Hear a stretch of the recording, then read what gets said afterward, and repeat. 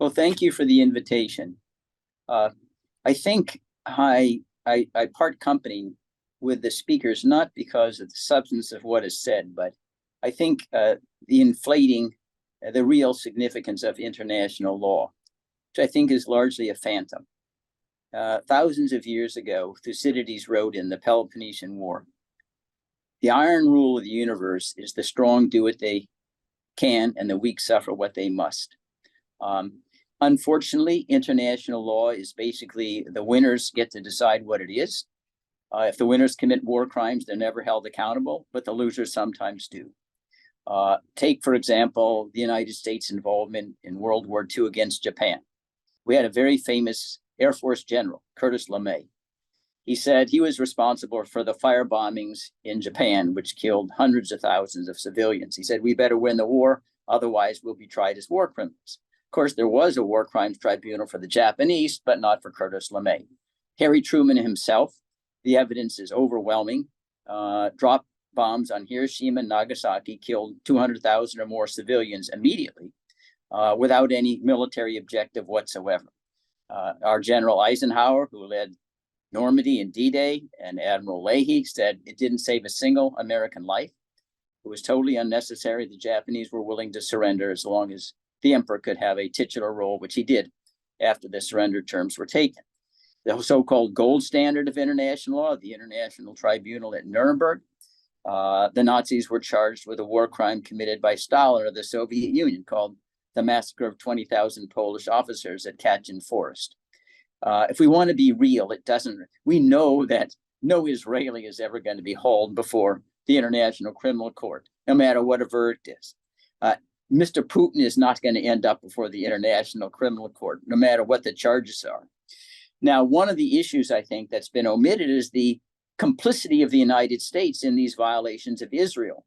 Under international law, you become a co-belligerent if you systematically provide military weapons, military aid to a belligerent. That's exactly what we're doing with regard to Israel. We give it unconditionally. We've had the president, our Secretary of State, Secretary of War saying, "We stand behind you. We have your back," unconditionally, no limits. We kind of sotto voce say, well, we'd like you to comply with international law of war, but we don't take any steps to enforce it.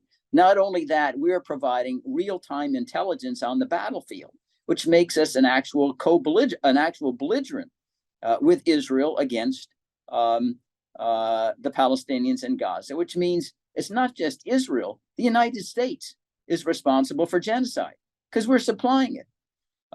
Remember, the Genocide Convention prohibits not only direct genocide, but a conspiracy or aiding or abetting or attempting to commit genocide.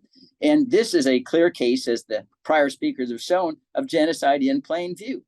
There have been countless statements by Israeli officials that amount to, we are going to place a siege on all of Gaza, no water, no food, no medicine, no shelter, no clothes, no anything, no power. Well, no one can live, as far as I know, without food and water. And does anyone really think the United States is going to be held accountable for some criminal court for genocide? The ICJ, President Biden, in my view, has been guilty of genocide, could be hauled before the International Criminal Court. The UN is going to refer President Biden to the International Criminal Court. We have in the United States itself a prohibition upon genocide in the old federal criminal code. You think he's going to prosecute himself for genocide? It's not going to happen.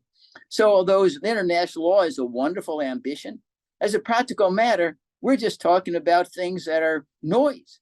It isn't going to happen. And that's why, even though all of these countries who have said openly, Israel is guilty of genocide, the US is, really, they could take it tomorrow to the International Court of Justice. How come none of them have done it? Because they fear retaliation from the Israeli United States. We've got clutches, financial clutches, military clutches everywhere in the world. So they're not going to do it. The idea that these prosecutions are going forward, I think, are clearly fanciful. Not because the violations don't exist, but that's not how international law operates. Might makes right. As ugly as it is, and as disappointing as it is the rule. And I think that's what you're going to see unfold here, despite the fact that all the prior speakers have eloquently explained all the violations that are ongoing, and say it's really not just begin October 7th. We've had 75 years of constant conflict since the 1948 War of Independence. But and unfortunately as well, I'll say this is not limited to Palestine, Israel, Gaza.